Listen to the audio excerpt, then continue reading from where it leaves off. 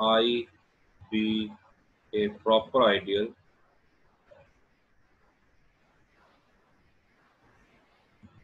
of a commutative ring R with identity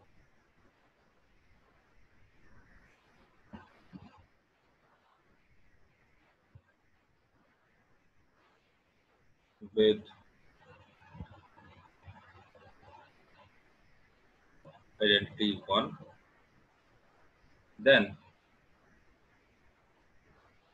I is maximal in R if and only if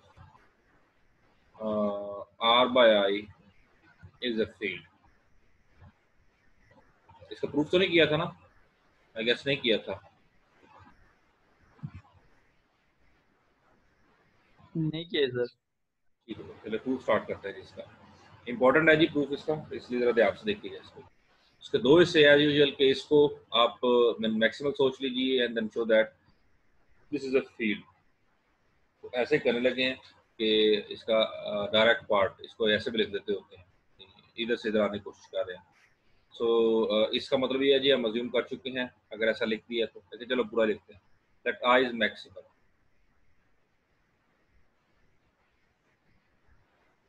ऐसे ही हमने suppose कर लिया. अब चूंकि आर जो है वो कम्यूटेटिव है रिंग विद आइडेंटिटी, सो ऐसे लिखने लगे हैं. So since R is commutative with identity 1,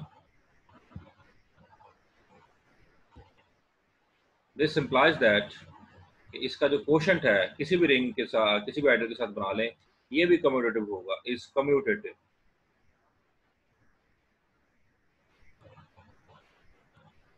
with इसकी जो आइडेंटिटी है विद आइडेंटिटी 1 प्लस आर. ठीक है, ये आपको आसानी से प्रूफ किया जा सकता है. छोटा सा आर्गुमेंट इसके लिए भी दिया जा सकता है कि ये भी कम्यूटेटिव रिंग विद आइडेंटिटी होगा, लेकिन इसको हम एज इट इज ले लेते हैं फिलहाल. तो हमने साबित करना है कि आर बाई आई जो है दिस इज अ फील्ड.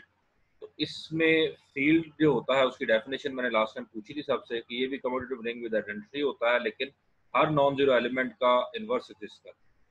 सो इसके अंदर हम साबित करेंगे कि जो नॉन जीरो एलिमेंट को पिक करते हैं तो उसका इनवर्स भी एग्जिस्ट करता होगा. So we show that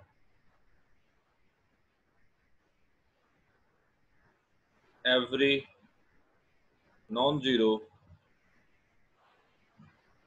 element of R by I is invertible. तो इनवर्टिबल होगा. तो उसके लिए पिक करते हैं जी, let a plus I is not equal to I. ठीक है, ये हमने एक नॉन जीरो एलिमेंट पिक किया है, a plus I not equal to I. इसको ऐसे, इसकी बजाय इसको ऐसे लिखें जो हम let I not equal to a plus I belongs to R by I. यानी इसका मतलब ऐसे नहीं लिखते कि ए नॉन जीरो एलिमेंट है belonging to the ring R. तो इस तरह से लिखने को हम इधर ऐसे लिख रहे हैं क्योंकि इधर जीरो जो होते हैं वो इसके बराबर होते हैं. तो एक नॉन जीरो एलिमेंट हमने यहाँ से पिक किया है. इसका मतलब ये होगा, सिंपल कोसेट मैकेनिज्म से आप बता सकते हैं कि A does not belongs to I, क्योंकि A plus I is equal to I if and only if A belongs to I. ये थ्योरम आपने पढ़ा हुआ कि A H is equal to H if and only if A belongs to H. ये इसके अंदर भी हमने स्टार्ट में जब क्वेश्चन वगैरह स्टार्ट किए थे तो हमने ये लास्ट चैप्टर में कहीं पढ़ा था. ठीक है, ए प्लस आई की सूरत में ये भी ऐसा थ्योरम है. तो ये चूंकि बराबर नहीं है तो इसका मतलब ए जो है कम से कम आई का एलिमेंट तो नहीं है. क्योंकि आई मैक्सिमल है तो इसका मतलब आई से बाहर से कोई भी एक एलिमेंट, वो इस केस में हम ए को पिक करते हैं, ये जो है ये पूरा का पूरा रिंग आर जनरेट कर देता होगा. सिंस आई इज मैक्सिमल, ये स्टार्ट में हम देख चुके हैं कि ये मैक्सिमल है इस रिंग आर के. ठीक है, और इधर दैट इज, इसको अगर एक्सप्लेन कर ले, आर जो है वो आई और आई ए की जो डेफिनेशन है that is simply I element plus इसके मल्टीपल्स एक. और R belongs to the ring R and I belongs to the ideal I। ये इसकी डेफिनेशन है I, I की, ठीक है। जेनेटिक सेट के कम्यूटेटिव रिंग के अंदर ये आसानी के साथ इसकी डेफिनेशन ये बन जाती है। सो हमने साबित करना है इसका इन्वर्स एग्जिस्ट करता होगा। अब ये देखिए R जो है वो पूरे के पूरे इस यानी इसके बराबर हो गया, R is equal to this thing, ये इसके बराबर हो चुका होगा। इसका मतलब R का हर एक एलिमेंट जो है वो इस किस्म का होगा, ठीक है। इसका मतलब ये होगा, दिस implies that के 1 belongs to R can be written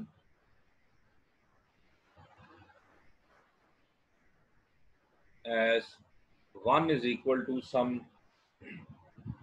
R bar A plus some I bar for some R bar belonging to R and I bar belonging to I, ठीक है। ये ऐसा जरूर होता होगा। वजह इसकी क्या, क्योंकि लास्ट स्लाइड पे आप देख सकते हैं कि 1 इसका एलिमेंट जो है वो इसके किसी एलिमेंट के बराबर होता होगा इस तरह के। इसके एलिमेंट कैसे चेंज हो रहे हैं, आई चेंज करें आर चेंज करें, इसके डिफरेंट एलिमेंट जनरेट हो रहे हैं। तो कोई पर्टिकुलर आई या आर होता होगा जो कि इसके एक एलिमेंट 1 के बराबर भी हो जाता होगा। तो ऐसे हमने इधर लिख लिया 1 इज इक्वल टू दिस। अच्छा, सो अगर ये लिख लिया, this would imply that 1 minus R bar A is equal to I bar, is it okay? ये इसके बराबर हो जाएगा और यानी कि ये बिलोंग कर जाएगा I से, this thing belongs to I, क्योंकि I के एक एलिमेंट के बराबर हो गया तो I से बिलोंग कर जाएगा। इसका मतलब ये होगा कि 1 minus R bar A plus I is equal to I, by the same reason जो कि पहले लिखा था कि अगर एलिमेंट आइडियल से पिक करेंगे तो उसका जो कोसेट जनरेट करेंगे वो उसके बराबर ही हो जाएगा, लाइक दिस वन। ये अगर लिखा हुआ है तो इसके आप बना सकते हैं कि 1 plus I plus sorry minus R bar A plus I is equal to I, लिख सकते हैं ऐसे कि नहीं। और अगर ऐसे लिखा हुआ है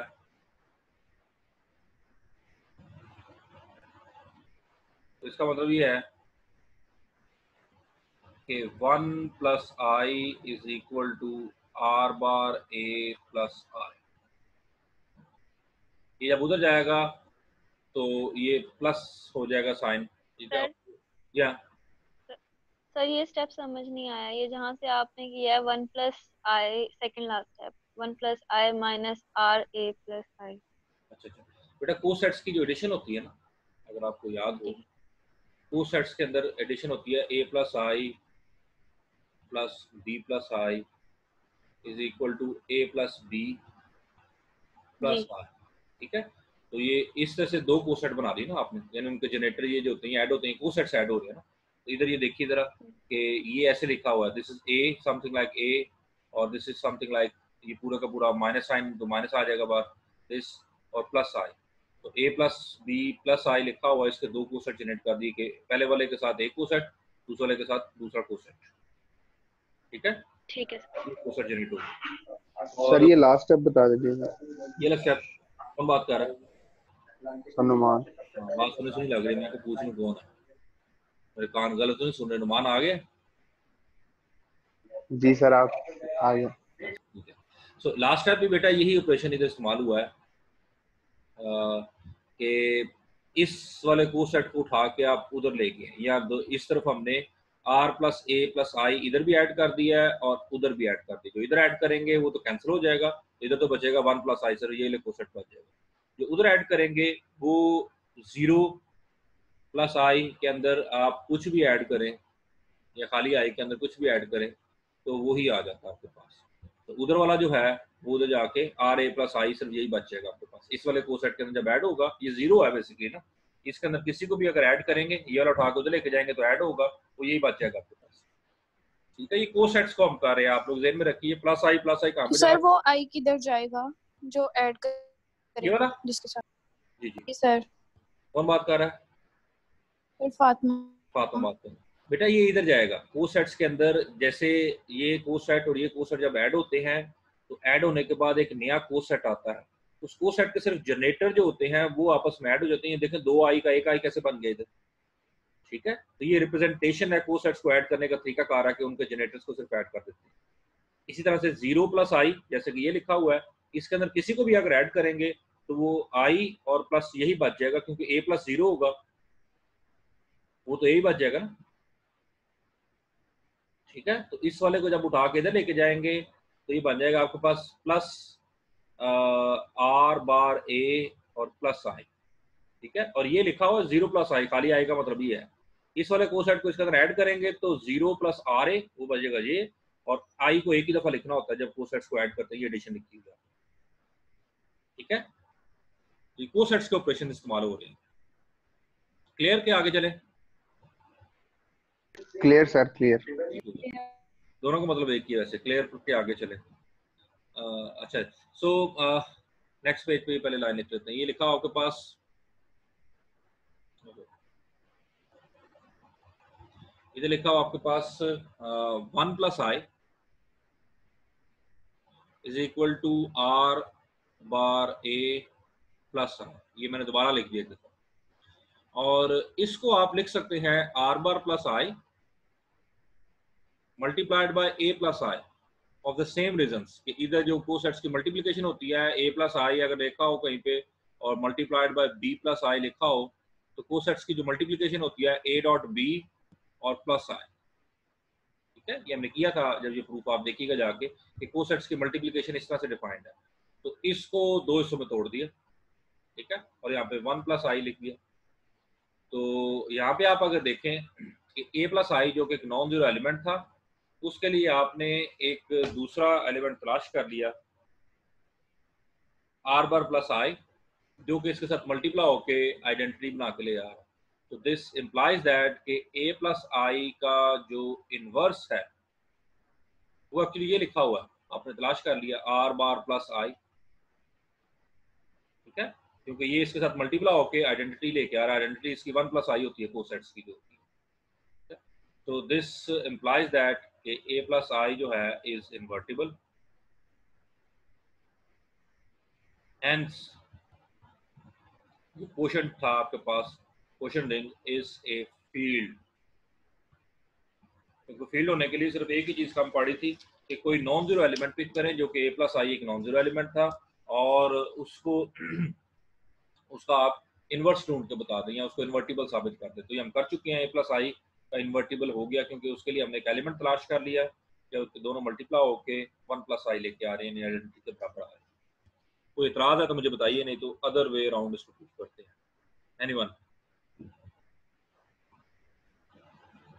ओके, सो कन्वर्सली लेट करते हैं। कन्वर्सली को एक तरीकाकार होता है कि ऐसे उल्टे एरो भी लगा देते होते हैं। इसका मतलब हम अदर वे अराउंड जो स्टेटमेंट लिखी है इसको अदर वे अराउंड प्रूफ करते हैं, लेकिन बहरहाल हम इसके अलावा भी लिख रहे हैं, इसको देखने के इधर आएंगे। कन्वर्सली लेट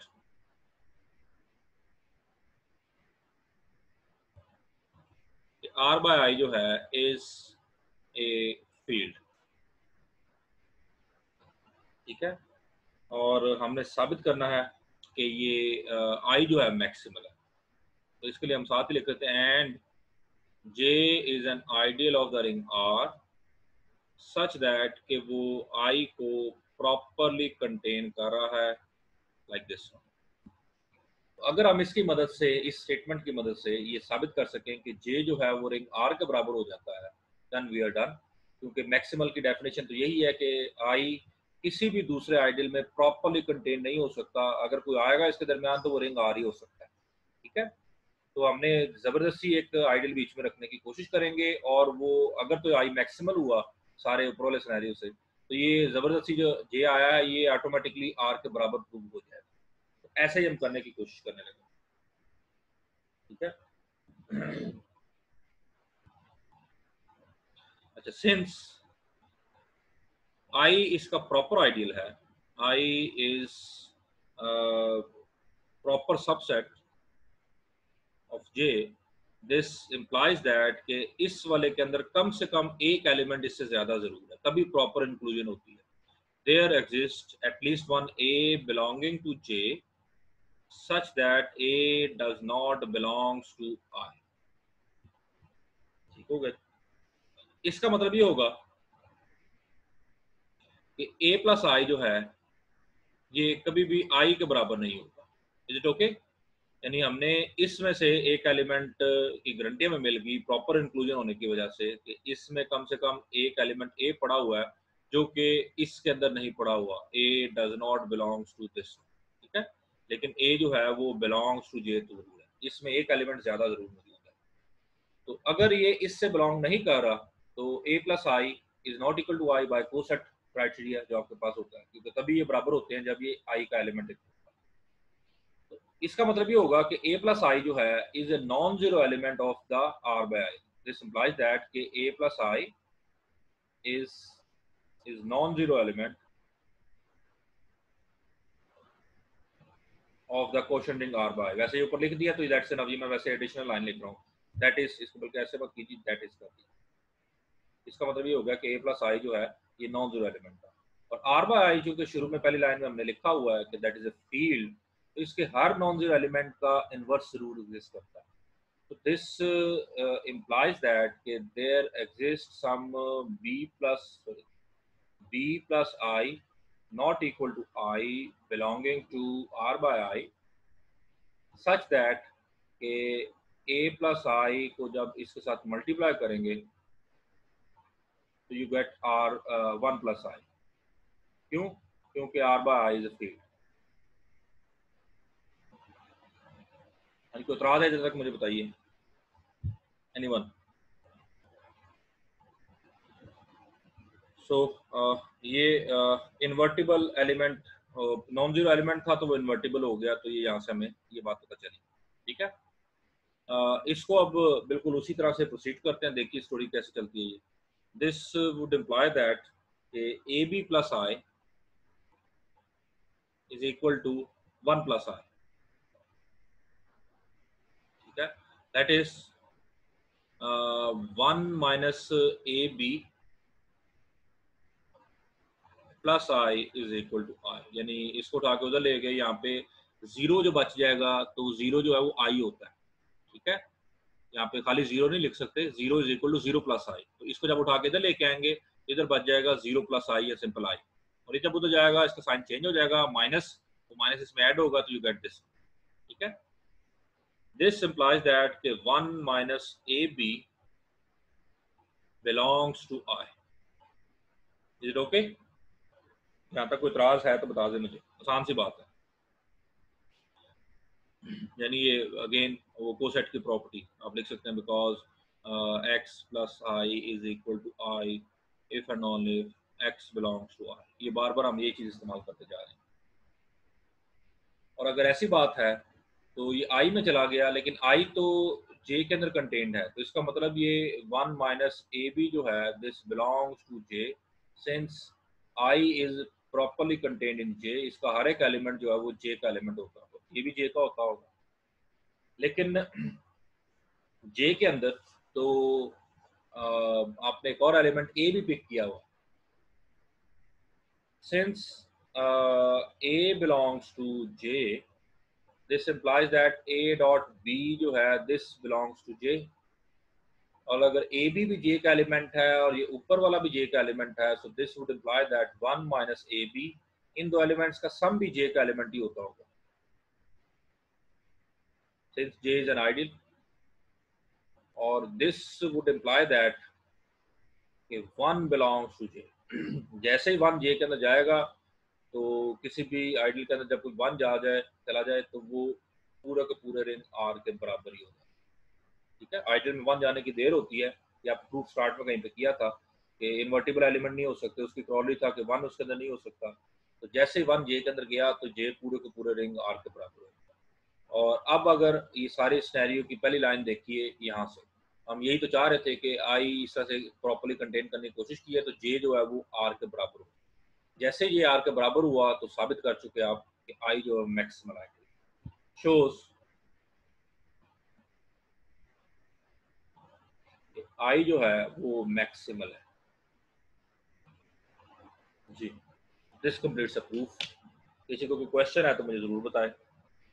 सर जी जी सर सर ये सेकंड लास्ट स्टेप से दोबारा बता दें, जहाँ पे 1 minus A B belongs to J है, वहां से। 1 माइनस ए बी कैसे गया जे में, ये बताना चाह रहे, पूछ रही हैं ये तो देखिए जरा,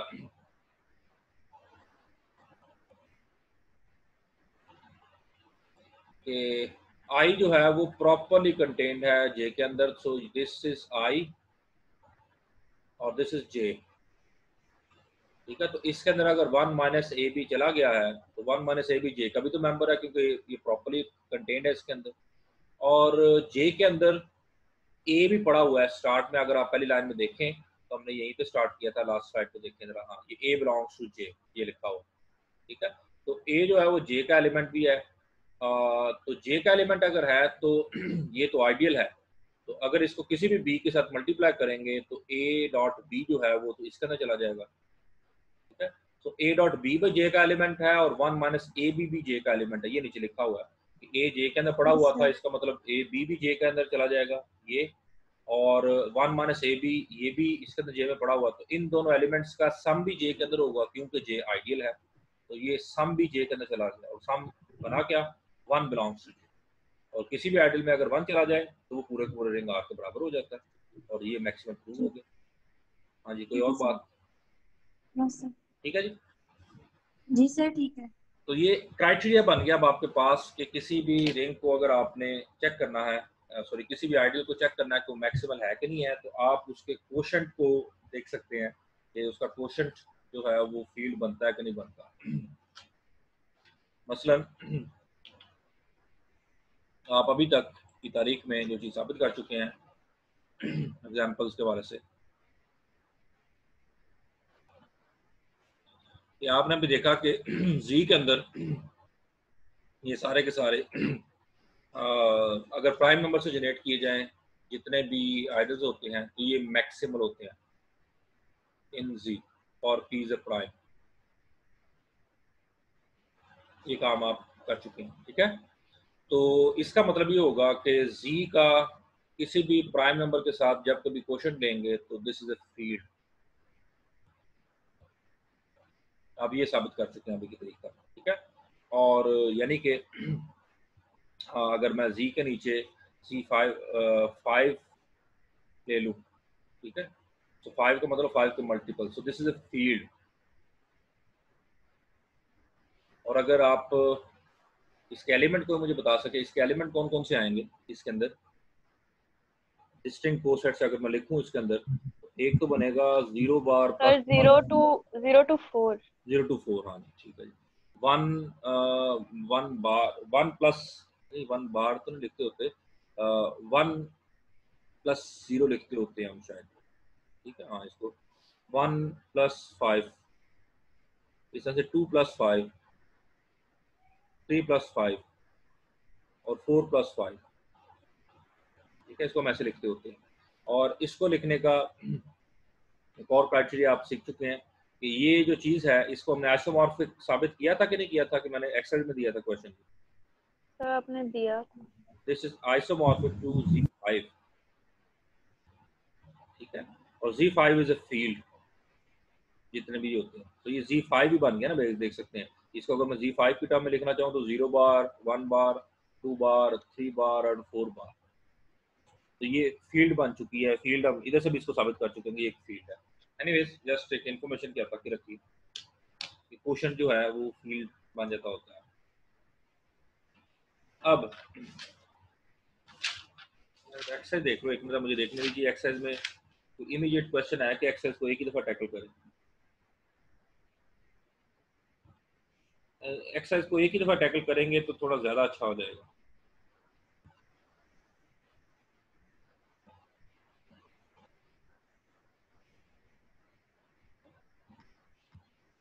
क्वेश्चन 14 है एक्सरसाइज का, एक नजर आ ही गया, तो मैंने किसी दफा किसी एग्जाम में पूछा भी है, ठीक है। इसी की एक्सरसाइज का क्वेश्चन नंबर 14 है और दैट इज इमीडिएट कॉन्सिक्वेंस। बड़ा ही खूबसूरत क्वेश्चन है। सो इधर लिखा हुआ है कि P इज अच्छा नहीं, खूबसूरत है तो सही, लेकिन इसमें डेफिनेशन अभी तक हमने डील नहीं की, तो let it stay for little further. एक डेफिनेशन और बतानी है, मैंने दूसरी लाइन पढ़ी, पहली लाइन में है, लीव इट लेटर, ठीक है, बाद में देखते हैं इसको, डेफिनेशन करते हैं जिन्हें, क्योंकि फिर इसमें सवाल आएंगे, क्योंकि ये दो डेफिनेशन होने लगी हैं, एक और डेफिनेशन लिखने लगे हैं, तो ये आपस में घूमती फिरती रहती हैं, एक दूसरे के इक्विवेलेंट होती रहती हैं, किसी केस में किसी में नहीं होती, तो इनकी रिलेशनशिप से रिलेटेड ज़्यादातर क्वेश्चन है एक्सरसाइज के अंदर, तो पहले वो डेफिनेशन कर लेनी चाहिए, फिर ये एक्सरसाइज की तरफ जाना चाहिए। तो दैट इज प्राइम आइडियल, ठीक है, मैक्सिमम आइडियल आपने पढ़ लिया, और अब उसके पहले दूसरी डेफिनेशन है कि प्राइम आइडियल, जरा देखिए जरा ध्यान से कि let R be a ring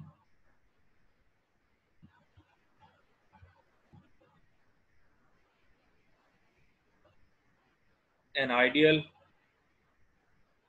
I of R is called prime ideal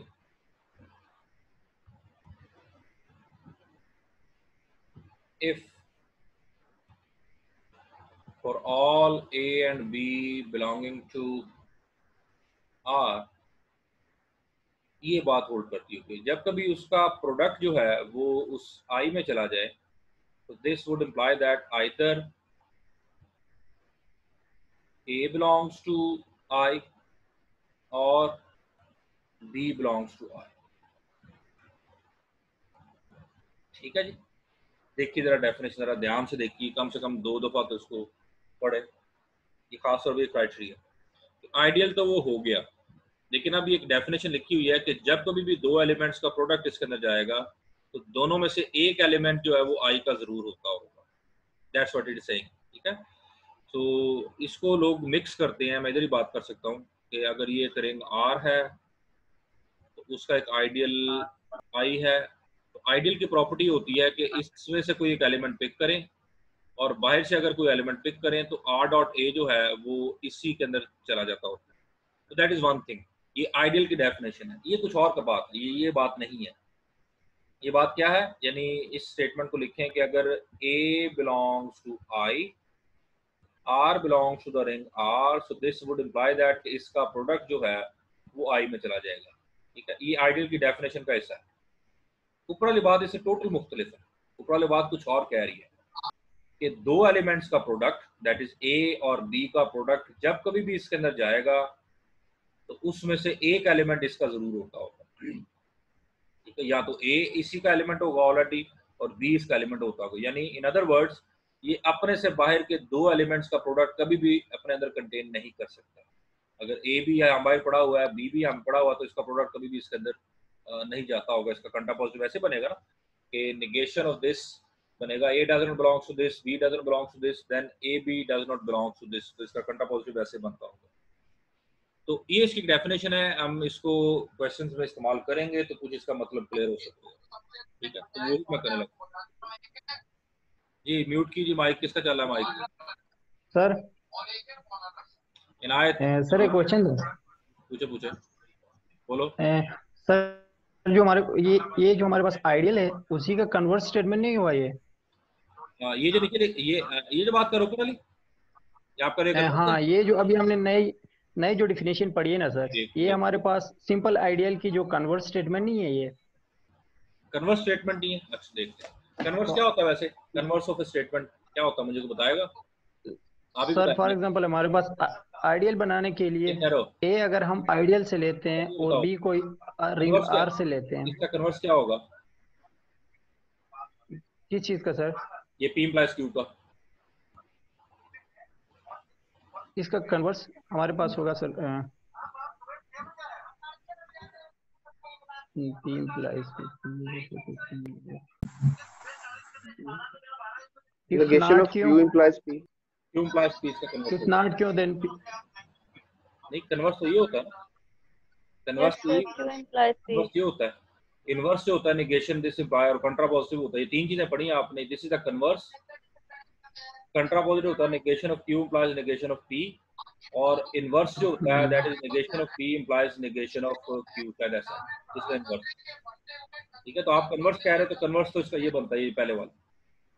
इस स्टेटमेंट का आप कह रहे इसका कन्वर्स में लिखूं तो इसका कन्वर्स होना चाहिए or a belongs to I implies A belongs to I and R belongs to R।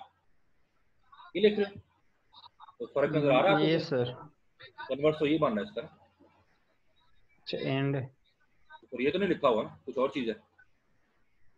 ये ओके एंड है, सर। ये एंड है, कॉमा का मतलब एंड होता है। ठीक है, और R belongs to R ये तो कह रहा है, ये तो कुछ और बन रहा है ना, ये कन्वर्स है ही नहीं ना बात। तो this is entirely different thing. ये डेफिनेशन ये अलग बात है, ये भी नहीं है, ये भी नहीं है, तो हम आइडियल की और डेफिनेशन इसकी पिक कर रहे हैं प्राइम आइडियल की। ठीक है, चलें आगे। इनायत। ओके सर, ठीक है, ओके।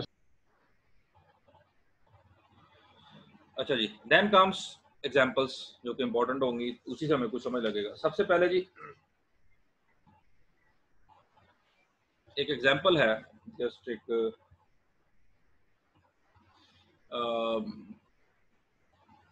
देख लीजिए कि एक कमोटेटिव रिंग आर, तो सवाल बना लेते हैं। Let R be a commutative ring with 1, then R is an integral domain if and only if 0 is a prime ideal, a prime ideal in R। तो ये दो इससे इस बात के हो जाएंगे कि हमने साबित करना है कि ये जीरो आइडियल ट्रिवियल आइडियल हमेशा ही होता है। तो अगर ये प्राइम आइडियल बन जाए तो फिर R इंटेग्रल डोमेन हो जाएगा, और अगर R इंटेग्रल डोमेन होगी तो प्राइम आइडियल हो जाएगा। Let's try to prove it. कैसे होता है ये, हम सवाल बना लेते हैं ना एग्जांपल का। प्रूव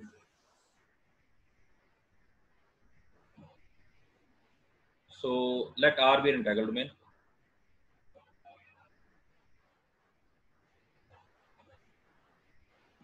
ठीक है, so and A dot B belongs to the ideal 0। हमने साबित करना है कि ये आइडियल जो है प्राइम है। तो प्राइम आइडियल की सूरत में अगर हम A डॉट B इसके अंदर जा रहा है तो हमें साबित करना होगा या तो A इसमें पड़ा हुआ है या B इसके अंदर पड़ा हुआ है। तो A डॉट B अगर इस आइडियल के अंदर पड़ा हुआ है तो इसका मतलब A डॉट B जो है वो 0 के बराबर ही होगा, क्योंकि इसमें एक ही है। और चूंकि R इंटेग्रल डोमेन है तो इसमें जब दो एलिमेंट्स जीरो डिवाइजर नहीं होते, इसके अंदर दो एलिमेंट का प्रोडक्ट इक्वल टू 0 है, तो this implies either A is equal to 0 or B is equal to 0, or which implies that either A belongs to the 0 ideal or B belongs to the 0 ideal। ठीक है, तो यही हम साबित करना चाह रहे थे कि प्राइम आइडियल की डेफिनेशन इस हिस्से में यही था कि इसको अगर प्राइम साबित करना है यहाँ से यहाँ आते हुए, तो दो एलिमेंट्स का प्रोडक्ट जब कभी जाएगा तो दोनों में से किसी एक को इसके अंदर जरूर कंटेन होना चाहिए। तो यही हुआ, A belongs to 0 और B belongs to 0 shows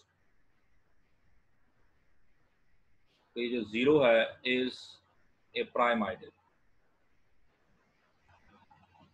converse इसका देखते हैं जी, कन्वर्स भी आसान ही होगा। कन्वर्स में तो बेटा माइक म्यूट कर दीजिए आप लोग। Conversely let 0 is prime. ठीक है, और हमने साबित करना है कि ये इंटेग्रल डोमेन है, तो कम्यूटेटिव रिंग विद आइडेंटिटी तो ऑलरेडी है, तो हमें सिर्फ इसमें जीरो डिवाइजर्स साबित करना है कि नहीं है। And A and B belongs to ring R such that A dot B is equal to 0। तो अगर हम साबित कर सकें ऐसी सूरत में कि या तो A 0 है या B 0 है, तो that will show that R जो इंटेग्रल डोमेन बन चुकी है। सो अगर ये सूरत लिखी हुई है तो इसका मतलब A डॉट B जो है ये 0 के बराबर है, तो ये इसके अंदर तो जरूर पड़ा होगा, और ये चूंकि प्राइम है तो this would imply that either A belongs to 0 or B belongs to 0, or which would mean that either A is equal to 0 और B is equal to 0। तो इस लाइन को और इस लाइन को अगर मिला के पढ़े तो shows that R has no zero divisor, shows R has no zero divisors, which implies that R is an integral domain। ठीक है, सिर्फ इंटीग्रल डोमेन्स के अंदर जो जीरो आइडियल है वो प्राइम आइडियल होता होगा। अगर ये इंटीग्रल डोमेन नहीं होगी तो फिर जीरो आइडियल जो होता है ये आपके पास हो सकता है कि ये बल्कि ऐसा ही होगा, इफ एंड ओनली लिखा हुआ ना, तो फिर जीरो कभी भी प्राइम आइडियल नहीं बनता हो हमेशा, अगर इंटीग्रल डोमेन नहीं होती होंगी। ये तो आसान सी बात थी। अब देखते हैं जी इंटीजर्स के अंदर इस एग्जांपल को एक्सटेंड करते हैं। यानी ये for example show that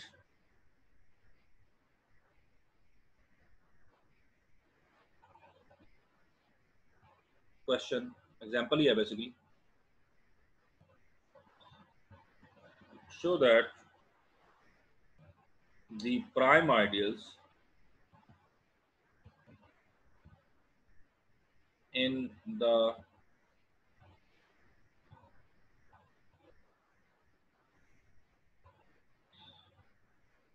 ring Z of integers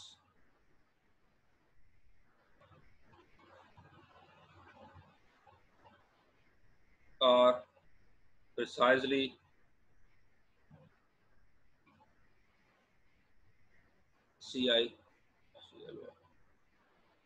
the ideals generated by prime numbers।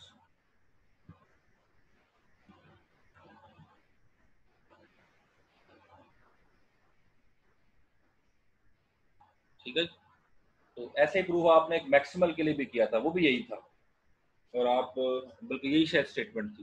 तो हमें साबित यह करना पड़ेगा, इसका मतलब ये है कि अगर Z के अंदर कोई आइडियल प्राइम है तो जीरो आइडियल के अलावा नॉन जीरो के वाले से हम बात कर रहे होंगे, तो वो प्राइम आइडियल है तो वो जो जनरेट जिससे हो रहा है वो प्राइम नंबर है, अगर प्राइम नंबर है तो उससे जनरेट होने वाला आइडियल जो है वो प्राइम है। तो इसके दो हिस्से इस प्रूफ के होने चाहिए, सोल्यूशन या प्रूफ जो भी है। शो दैट आप प्रूफ कर लेते हैं फिलहाल।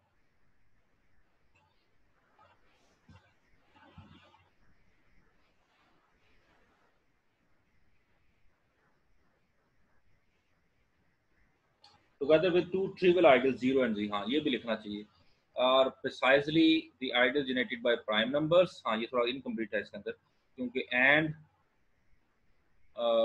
the ideals the and two trivial ideals,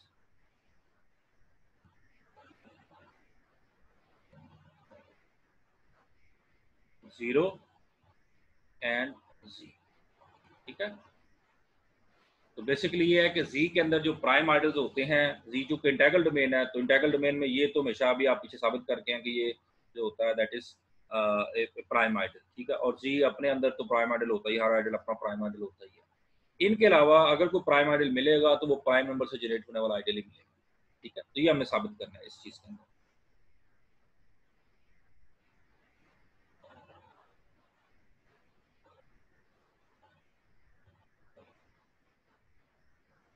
एक minute, so let n be a prime number, be a prime, that's okay। so and a dot b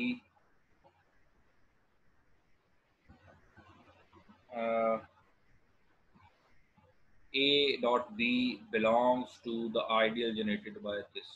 हमें साबित क्या करना है, अगर ये प्राइम नंबर है तो ये आइडियल जो जनरेट हो रहा है ये एक प्राइम नंबर होना चाहिए।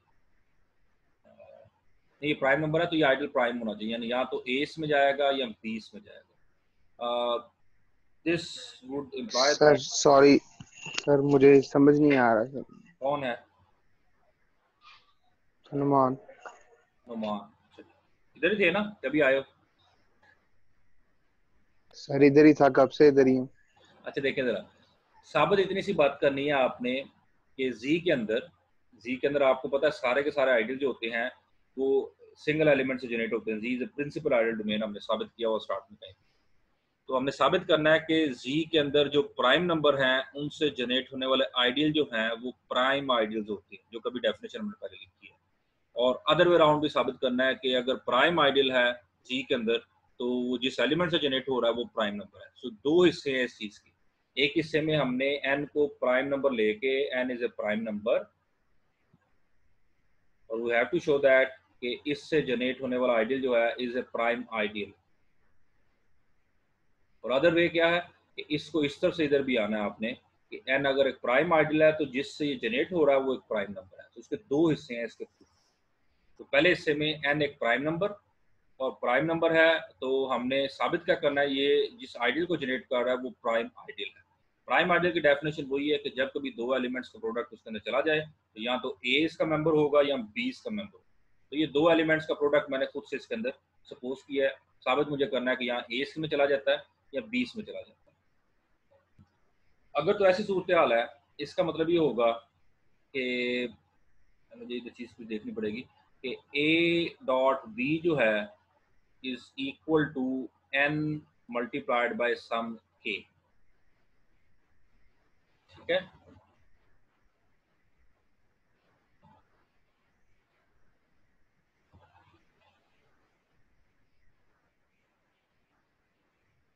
ठीक हो गया। हाँ जी, सो ये इसको ऐसे लिख लिया आपने, that means n multiplied by some number is equal to a dot b। This would mean that कि n जो है, जो कि प्राइम नंबर है, is a divisor of a dot b। इसको ऐसे लिख सकते हैं, डिविजिबिलिटी की डेफिनेशन कुछ लोग ये कोर्स जानते होंगे, यानी अगर कहीं पे लिखा हो कि 2 इंटू 4 इज इक्वल टू 8, तो इसका मतलब 2 डिवाइड्स 8। जब दो एलिमेंट मल्टीप्लाई होके इस एलिमेंट के बराबर आ रहे हैं तो ये इसको डिवाइड कर रहा है। हमने सिर्फ n के ऊपर फोकस किया तो n डिवाइड्स दिस वन। और ये थ्योरम है नंबर थ्योरी के अंदर कि अगर कोई प्राइम नंबर जो है वो डिवाइड कर रहा है a1 डॉट a और डॉट b, तो this would imply that either ये प्राइम नंबर जो है a को डिवाइड करेगा और ये प्राइम नंबर जो है वो b को डिवाइड करेगा। तो इधर हम यही कुछ लिखने लगे हैं, दिस वुड इम्प्लाई दैट ये प्राइम नंबर हमने n रखा हुआ इस वक्त, n डिवाइड्स a और n डिवाइड्स b। ठीक है बात कि नहीं? बाय दिस रिजल्ट्स कि जब भी कोई प्राइम नंबर किसी को डिवाइड करता है, ये बात सिर्फ प्राइम नंबर के लिए दुरुस्त है हमेशा होल्ड करने के लिए, और अदरवाइज कभी हो भी सकती है कभी नहीं भी हो सकती। तो प्राइम नंबर जब कभी दो एलिमेंट्स के प्रोडक्ट को डिवाइड करेगा, जैसे आप देख लीजिए एक प्राइम नंबर पिक कर लीजिए 5 अगर किसी भी नंबर को डिवाइड करेगा 550 इंटू 749, तो ये डिवाइड ही तब करेगा जब ये प्राइम किसी ना किसी शक्ल में या इसमें मौजूद होगा, वरना डिवाइड ही नहीं कर सकता। ठीक है, तो इस केस में ये इसको डिवाइड कर रहा है, इसको डिवाइड नहीं कर रहा।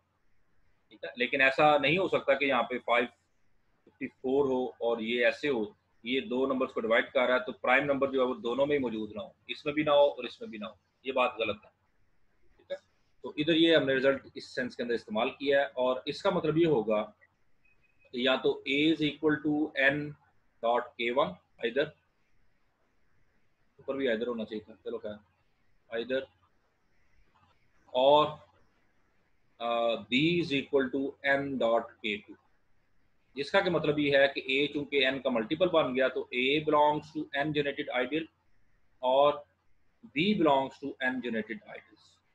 अच्छा, इधर रीजन लिखना जरूरी है, since n is a prime. ये हमने ये इधर ये चीज इस्तेमाल की, तो साबित हो गया, दिस इंप्लाइज दैट कि ये जो आइडियल है इज अ प्राइम आइडियल। ठीक है, तो एक हिस्सा तो इसका यही था, अगर आप थ्योरम की स्टेटमेंट देखें तो हमने यही साबित करना था कि जब कभी भी एक प्राइम नंबर पिक करेंगे तो उससे जनरेट होने वाला आइडियल जो होता होगा वो प्राइम आइडियल ही होता होगा।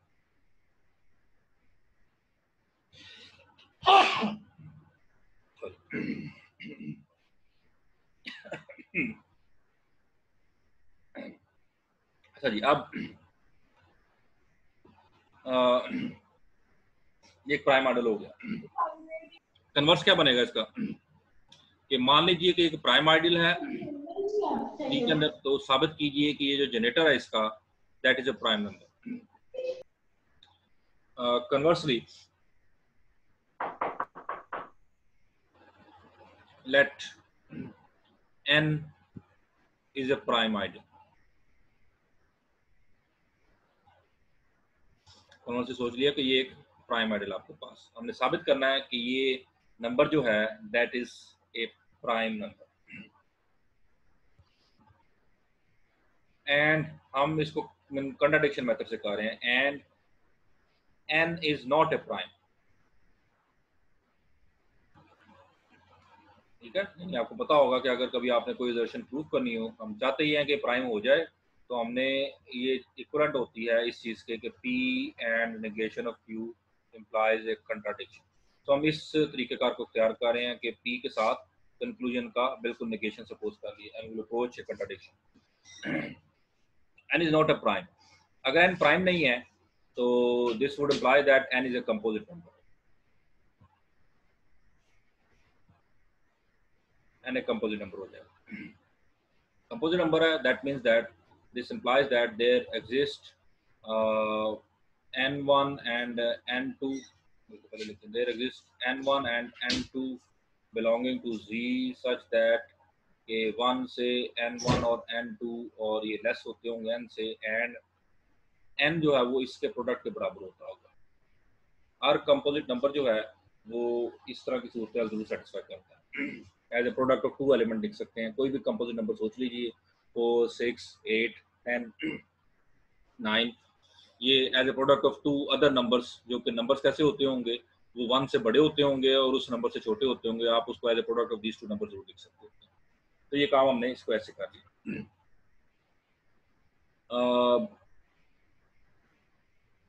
इसका मतलब ये होगा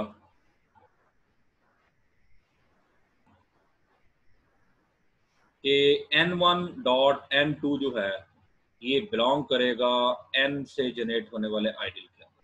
क्यों? क्योंकि n से जनरेट होने वाला आइडियल n को तो कंटेन करता ही है और n इसके बराबर है, तो ये इसको कंटेन कर रहा होगा। और चूंकि ये प्राइम है, आपने सोचा हो ऊपर स्टार्ट में, this would imply that either n1 belongs to n और n2 belongs to n,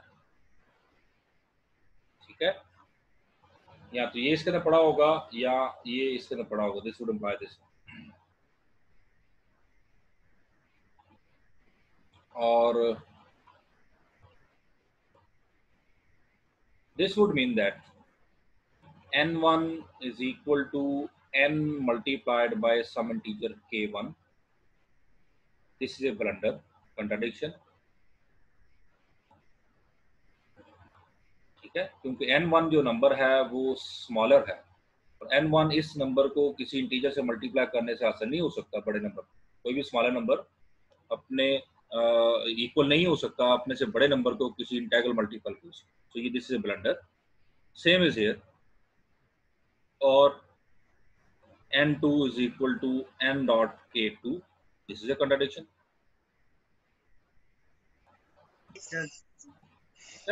and this completes the proof। कौन आ गया? बाचा खान, क्या शुरू कर दिया बाचा खान? जी सर, जी सर। ओ बेटा क्या बोलने लग पड़े, मुझे तो समझ भी नहीं लग रही। मैं समझता मैथ बड़ा मुश्किल है, तुमने पता नहीं क्या बोल दिए। सर वो माइक गलती से खुल गया, इतना इधर इतना शोर है सर, क्या करे, बच्चे सारे इधर उधर। ठीक है ठीक है, बंद करो बंद कर दो। हाँ जी ठीक है, बात करें कि ये कंट्राडिक्शन आ गई और यही हम चाह रहे थे कंट्राडिक्शन मेथड के अंदर। Hence n is a prime and this completes the proof, ठीक है। तो प्रूफ कंप्लीट हो गया। तो अब हमें पता ही चल गया कि जो इंटीजर्स रिंग होता है इसमें जो प्राइम आइडियल हैं वो एग्जैक्टली प्राइम नंबर से जनरेटेड आइडियल्स ही होते हैं, ठीक है। मैक्सिमम भी बार यही होते हैं। अच्छा, तो ये तो फिर क्या ये दोनों डेफिनेशंस आपस में ओवरलैप कर रही हैं या इसके अंदर ये क्यों बराबर आ रही है? तो इसको भी हम थोड़ी देर बाद प्रूफ करेंगे कुछ इस क्लास में, नेक्स्ट क्लास में, कि अंडर विच कंडीशंस ये जो दो डेफिनेशन आपने पढ़ी हैं, प्राइम आइडियल्स वाली और मैक्सिमल आइडियल्स वाली, ये अंडर सर्टेन कंडीशंस इक्वल हो जाती हैं, ओवरलैप कर जाती हैं। यानी हर आइडियल प्राइम मैक्सिमल हो जाता है, मैक्सिमल प्राइम हो जाता है अंडर सर्टेन कंडीशंस। वो भी हम देखते हैं बाद में चल। तो दैट्स अ गुड एग्जांपल। हाँ ये इमेज, हाँ जी पूछें, किसने पूछा? सर मैंने तुबा। मैंने नाम बोला, हाँ जी तुबा। जी सर इसमें ये वाली भी तो एक कंडीशन होगी ना कि हमने अभी पढ़ा कि जो प्राइम आइडियल है इंटीजर्स में, वो जनरेट होता है प्राइम नंबर से। जी। तो प्राइम नंबर 1 नहीं होता, ठीक है। 1 से बड़े जो नंबर्स होते हैं वो प्राइम होते हैं, और कंपोजिट के अलावा। तो जो हमारे पास मैक्सिमल आइडियल था उसमें हमने अभी अभी पढ़ा कि उसमें भी 1 नहीं होता। उसमें भी 1 नहीं होता, आइडियल में तो 1 होता ही नहीं है ना। आप तो ये बात मैक्सिमल प्राइम को छोड़ भी दे तो आइडियल में तो 1 हो ही नहीं सकता, तो कहानी तो वहीं पे खत्म। जी। प्रॉपर आइडियल किसी में भी जो होता है 1 तो होता ही नहीं है ना, तो वो बात वहीं पे ड्रॉप हो जाती है आपकी। क्या ख्याल है? जी सर। तो जो बात अंडर कंसिडरेशन होनी चाहिए कि आप आज की डेट में ये साबित कर चुके हैं अभी तक कि जी के अंदर आपने देखा कि जो प्राइम नंबर से जनरेट होने वाला आइडियल जो होते थे ये प्राइम भी बन गए, तो मैक्सिमल भी बन गए। तो क्या ये हमेशा बराबर होता होगा? जबरदस्त। ये किसने एनोटेट किया?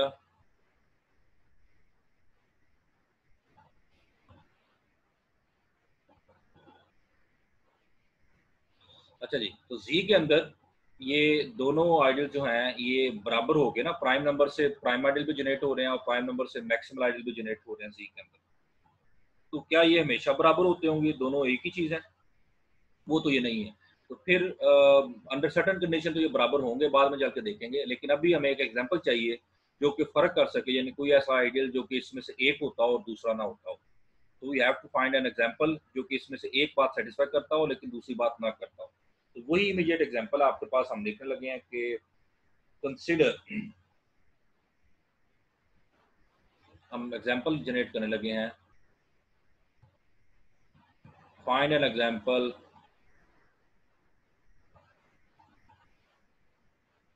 of a prime ideal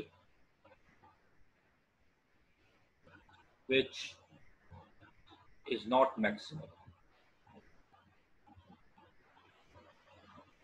तो तब हमें पता चलेगा, हमें इस बात पर यकीन आ जाएगा कि ये इस केस में तो बराबर हो गए, कहीं कहीं तो फर्क भी है। तो अभी हम एक प्राइम आइडियल तलाश कर रहे हैं एक एग्जांपल, और जो कि मैक्सिमल नहीं होता। तो consider let R is equal to the ring Z cross Z। This is the ring, this one। And इसके अंदर ऑपरेशन वही यूजुअल पॉइंट वाइज एडिशन, यानी ऑर्डर पेयर की कलेक्शन होगी इंटीजर्स के साथ। तो हर पेयर को पेयर के अंदर फर्स्ट पोजीशन को फर्स्ट में ऐड, सेकंड को सेकंड में, ये हमने किया पहले इस तरह से। एंड इसका नाम रख लीजिए I is equal to Z cross 0। ठीक है। सबसे पहले शो दैट कीजिए, शो दैट ये I जो है this is prime in R। ठीक है। और दूसरी बात हमने साबित करनी है कि I इज नॉट मैक्सिमम।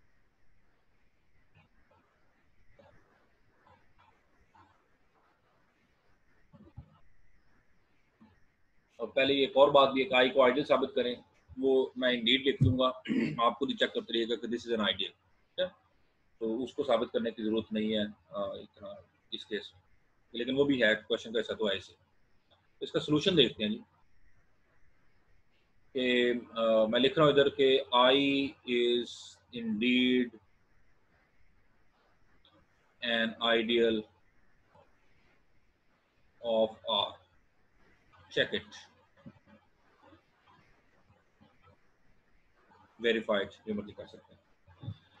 तो I जो है वो इसका आइडियल होगा। अब हमने साबित करना है प्राइम आइडियल, तो दो एलिमेंट्स का प्रोडक्ट जो है R के दो एलिमेंट पिक कीजिए। लेट पहले वाले से प्रूफ करें कि A, B and C, D belongs to R such that इनका जो प्रोडक्ट है वो I के अंदर चला जाए, belongs to I। तो हमने साबित करना है कि ये प्राइम है, तो साबित ये प्रोडक्ट हमने खुद से I के अंदर रखा। ठीक है। तो हमें साबित करना पड़ेगा या तो ये इसके अंदर पड़ा हुआ है या ये इसके अंदर पड़ा हुआ है। This would mean that AC और BD belongs to I। लेकिन I की डेफिनेशन आपने देखी हो, वो है Z क्रॉस 0।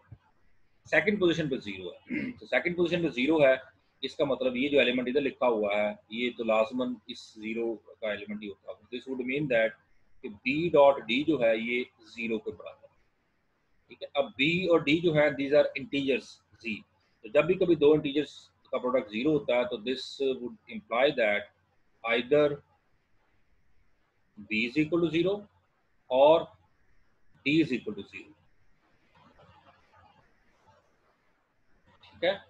और अगर b 0 होगा सो this would mean that a, b जो है इसका इक्वल होगा a, 0 और ये बिलोंग करेगा ऐसे सूरत में, और इस सूरत में c, d जो है ये बराबर हो जाएगा c, 0 के, और ये बिलोंग करेगा i से। तो यही हम चाह रहे थे कि जब दो एलिमेंट का प्रोडक्ट इसके अंदर जाए दोनों में से एक ही इसके अंदर चला जाए, तो दिस इम्प्लाइज दैट कि i is a prime ideal, ठीक है जी। इस हिस्से में कोई इतराज है किसी को तो मुझे बता सकता है, ठीक है।